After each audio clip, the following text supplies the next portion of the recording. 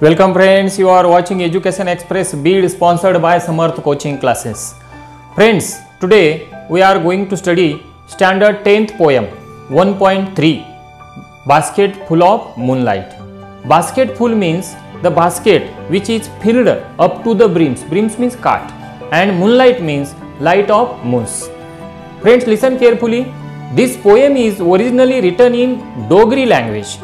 Dogri means the language which is spoken in the hilly area of state Jammu and Kashmir. Hilly means Dongral Bhag. And friends, the theme of this poem is the loneliness of the child who is deprived of the modern facilities such as electricity, good roads. Okay मित्रांनो, आपण पाहतात education express Beed शैक्षणिक YouTube channel आणि आता आपण पाहणार आहोत इयत्ता 10वी ची बास्केट फुल ऑफ मूनलाइट 1.3 ही पोयम. आणि सर्वप्रथम पाहूयात आपण वॉर्मिंग अप. वॉर्मिंग अप मध्ये chit chat. Do you like to hear bed time stories when you were a child. जेव्हा तुम्ही लहान होता त्यावेळेला तुम्हाला बेड टाइम स्टोरीज ऐकायला आवडत होत्या का? तर त्याचा आन्सर आहे येस आय डू किंवा yes we do. Next question, who usually told you the stories. Answer, usually my grandparents or sometimes my father also told me story. Why did you like them? तुम्हाला ती का आवडत होतं? Because they are interesting, sometimes they are adventurous, therefore I like them. Number 4, do you still like to hear the bedtime stories again? Yes, of course I still like to hear the bedtime stories. Now the first question in warming up. आता आपल्याला warming up मधील पहिला question घ्यायचा आहे. Discuss in groups about the procedure of planting a tree. Right the steps in bullet points and present it before the class. म्हणजे एखादं झाड लावण्यासाठी ज्या स्टेप्स असतात त्या कुठल्या कुठल्या स्टेप्स असतात त्या आपल्याला बुलेटच्या स्वरूपाने, बुलेट म्हणजे बंदुकीची गोळी जी असते ना, बुलेट म्हणजे बंदुकीची गोळी, त्याच्या तसा प्रकारचा सिम्बॉल देऊन लिहायचा आहे. So friends, listen the steps of planting a tree. First of all, choose the appropriate seeds of plant. Number 2, dig the ditch, D-I-T-C-H. Ditch means khadda. Number 3, put the seeds into that ditch. Number 4, fill the pit with the help of soil, means put the soil into that pit. And number 5, water it, because watering is also important. In this way, these are the steps of planting a tree. Now next question. आता आपण पुढचा question पाहूयात. Discuss in pairs and write what your father and mother do for your family. या ठिकाणी मी question वाचलेला आहे की आपल्याला आपले आई वडील आपल्या कुटुंबासाठी काय करतात त्याचं डिस्कशन करायचे. बघा, फादर आपल्या कुटुंबासाठी काय काय करत असतात. तसं पाहायला गेलं तर father is the most important person in our family, because father is the main source of money. अशा प्रकारे या ठिकाणी अगोदर मी फादरचं वाचतोय. Father works hard to earn money. Number 2, guides in children's problems. मुलांच्या समस्याला मार्गदर्शन करतात. Number 3, performs duties as the head of the family. Number 4, role model of the whole family members. Number 5, decides the ways of children's life careers. Most of the decisions for the well-being of the family. आता आपण mother काय काय करत असते बघा. Even though father is the most important person in the family, mother is also not less important. Mother is also as important as father, because some duties are performed by father whereas some duties are performed by mother. Therefore, let's see the duties of mother. Mother cooks food and feeds the family. Number 2, keeps the house clean and tidy. घर नीटनेटकं स्वच्छ ठेवण्याचं काम आईकडे असतं. Number 3, takes the utmost care of all the children and family. सर्व कुटुंबाची काळजी घेते. Number 4, brings up the children with love and compassion. सर्व मुलांचं प्रेमाने संगोपन करते. Number 5, looks after children's education and career. मुलांच्या एज्युकेशन आणि करिअरची काळजी करते. Number 6, sometimes takes a job to meet the expenses. कधी कधी आई जॉब देखील करत असते. अशा प्रकारे ह्या झाल्या ड्युटीज. आता आपण पाहूयात actual poem. Friends, listen once again. This poem is originally written in the Dogri language, but it is translated into English language by the poet Sunil Sharma. The theme of this poem is the loneliness of the child who is deprived from the modern facilities such as the electricity, good roads, etc. The figures of speech in this poem are used repetition and alliteration, and the most important thing to remember is that this poem is written in the free verse style. Therefore there is no rhyme scheme to this poem. सगळ्यात महत्त्वाचं आहे की ही कविता free व्हर्स स्टाईलमध्ये लिहिलेली आहे, त्यामुळे या कवितेला राईम स्कीम नाही आहे. So friends, let's start the poem. तर मित्रांनो, आता आपण आपली पोएमला सुरुवात करूयात. In this poem a small child is talking to the moon. तर मित्रांनो, या कवितेत एक लहान मुलगा चंद्राला उद्देशून बोलत आहे. So let's start the first stanza. O moon, give me moonlight, basket full or 2 baskets full with seeds of moonlight. हे चांदूमामा, मला 1 किंवा 2 टोपली भरून काय कर, चांदणं दे किंवा चंद्रप्रकाशाचं बी दे. आता हे कशासाठी पाहिजे? So friends, let's see the second stanza. From the city to my village on the sides of path I want to sow many small small moons of light. या मुलाला कशासाठी पाहिजे हे सीड्स ऑफ मूनलाईट? शहरापासून त्याच्या गावापर्यंत रस्त्याच्या दोन्ही बाजूला या मूनलाईटच्या सीड्स त्याला प्लांट करायच्यात, लावायच्या आहेत. The child wants to plant the seeds of moonlight on the both sides of road from the city to his village. See the next line. The whole village goes to the city daily to work. कारण की माझं संपूर्ण गाव दररोज कामासाठी म्हणून शहरात जाते. It becomes dark on it's way back as my village is quite फार. परंतु माझं गाव जरी शहरात कामाला जात असलं तरी पण परत जेव्हा येतं हे गाव, तेव्हा त्या ठिकाणी अंधार पडतो, कारण की माझं गाव खूप दूर आहे शहरापासून आणि the route is tough and full of snakes and scorpions. आणि अंधार पडतो आणि तो जो रस्ता आहे तो रस्ता खूप खराब आहे. त्या ठिकाणी विंचू आहेत, साप आहेत. त्या रस्त्यावरती भरपूर अशा प्रकारचे विंचू, साप यासारखे प्राणी त्या ठिकाणी असतात आणि परत त्याच्यात भरीसभर म्हणून अंधार असतो. Neither bus nor cart flies when my father returns home I am asleep. आणि विशेष म्हणजे हा रूट जो आहे तो अशा प्रकारचा खराब असल्यामुळे, टफ असल्यामुळे नायदर बस नॉर कार्ट म्हणजे त्या ठिकाणी बस तर सोडाच हो, परंतु बैलगाडी सुद्धा येऊ शकत नाही, इतका बॅड आहे तो रोड. त्यामुळं त्या ठिकाणी त्याच्या वडिलांना घरी यायला उशीर होतोय. पहा, when my father returns home I am asleep. बघा, त्याचे वडील जे असतात ते शहरामध्ये कामाला गेलेले असतात, जेव्हा परत येतात तेव्हा तो झोपी गेलेला असतो.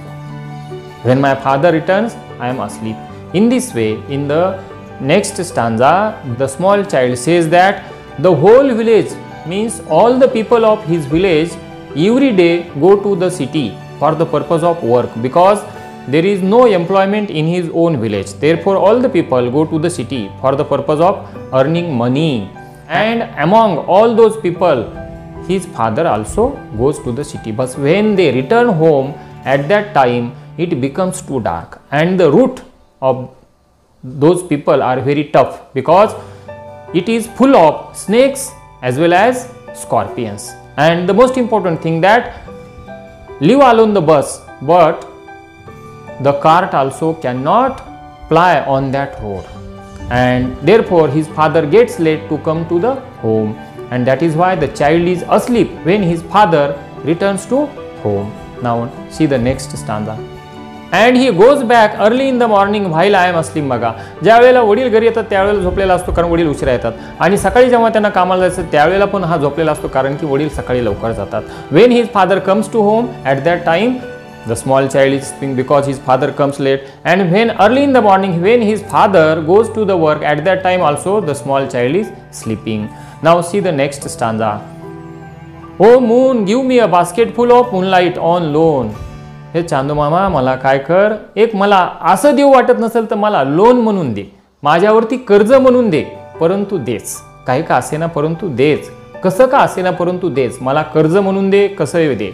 I want to light the dark route so that my father returns early. I too want to hear fairy tales and stories from him. कारण की माझी अशी इच्छा आहे, माझ्या वडिलांनी घरी लवकर यावं आणि मला देखील माझ्या वडिलांकडून फेरी टेल्स ऐकायच्या आहेत.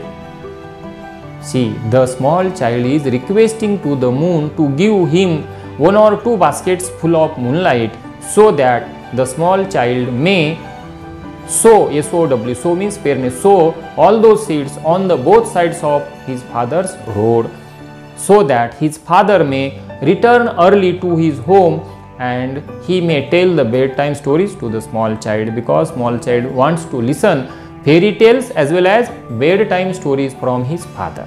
Therefore, he wants his father should return early to his home, but due to the bad condition of road and due to the lack of electricity on the road, his father gets late, but the child wants his father return early. Now see the last stanza.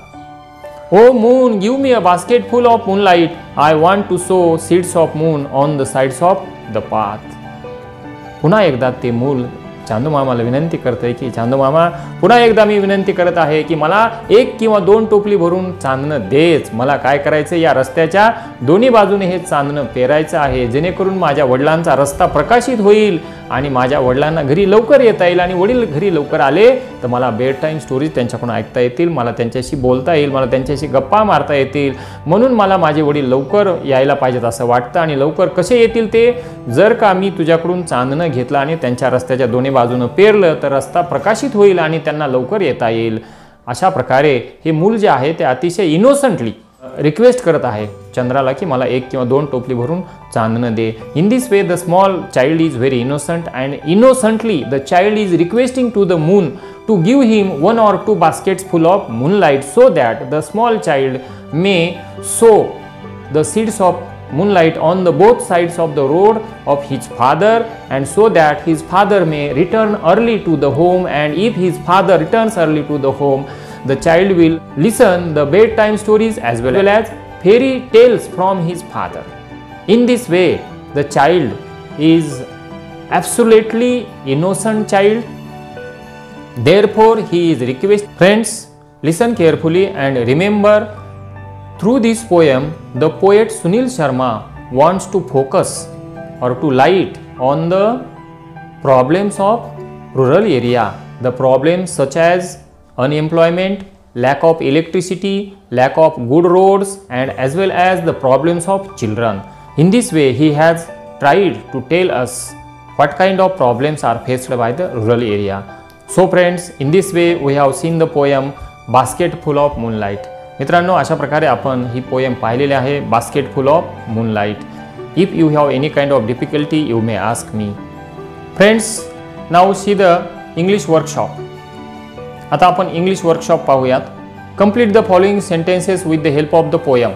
The first sentence, the child wants to sow small moons of light from the city to his village. Number 2, according to the child the route of his village is tough and full of snakes and scorpions. Number 3, the child wants a basket full of moonlight on lawn. Number 4, the child wants to light the dark route so that his father may return early. Question number 2, write down the describing words used for the following words. खाली दिलेले जे शब्द आहेत त्यांच्यासाठी describing word कोणते वापरले. मित्रांनो, लक्षात ठेवा, डिस्क्राइबिंग वर्ड म्हणजेच ॲडजेक्टिव्ह. डिस्क्राइब म्हणजे वर्णन करणे आणि त्या शब्दाला आपण ॲडजेक्टिव्ह म्हणत असतो. Number 1, moons, small moons, small moons. Number 2, root, tough root. Number 3, village, whole village or remote village. Number 3, the child in the poem wants to solve the problems of his village. How can the child solve them with the following wishes? Answer in your notebook. कवितेमध्ये या मुलाने ज्या wish म्हणजे इच्छा व्यक्त केल्या आहेत त्याच्या आधारे कशा प्रकारे तो प्रॉब्लेम सॉल्व करू शकेल, सोडू शकेल. Number 1, give me moonlight basket full or 2 baskets full with the seeds of moonlight. Friends, with this wish the child can take the help of local body or government. And friends, with this wish the child can solve this problem by taking the help of local people or the government. The child may provide the electricity on the road of his father and the whole village. In this way he will solve the problem. Number 2, I want to light the dark route so that my father returns early. मित्रांनो, ही जी wish आहे, ह्या विशच्या आधारे friends, with the help of this wish, the child will take the help of government or other local bodies and he will try to build or to construct good roads for the villagers so that they may go to the city and they may come early to the village. Friends, now question number 4, pick out and write the lines from the poem that prove the following. म्हणजे खाली दिलेले जे experience आहेत हे सिद्ध होण्यासाठी कुठल्या ओळी पोएम मध्ये आलेल्या आहेत ते आपल्याला लिहायचे आहेत. First, father reaches home late after dark. बघा या एक्सप्रेशनची लाईन कुठली आलेली बघा, when my father returns home I am asleep. या ओळीवरून हे एक्सप्रेशन सिद्ध होते. Number 2, eager to hear fairy tales from his father. हे एक्सप्रेशन प्रूव्ह करण्यासाठी बघा, I too want to hear fairy tales and stories from him. Number 3, remove darkness and bring light among the darker paths. याची जी ओळ आलेली आहे ती अशी, I want to light the dark route so that my father returns early. अशा प्रकारे या ओळी पोएम मध्ये आलेल्या आहेत. आता आपण 4 क्वेश्चन पाहिलेले आहेत. आता question number 5, write as many words as you can using FUL सफिक्स. या ठिकाणी दिलेले जे शब्द आहेत त्या शब्दांना आपल्याला FUL अशा प्रकारचा सफिक्स लावायचा आणि आपल्याला जितकं शक्य आहे तितके शब्द तयार करायचे आहेत. Basketful, bucketful, pocketful, mouthful, handful, housefull, roomful, glassful, spoonful, bagful, etc. Okay friends, we have seen 5 questions and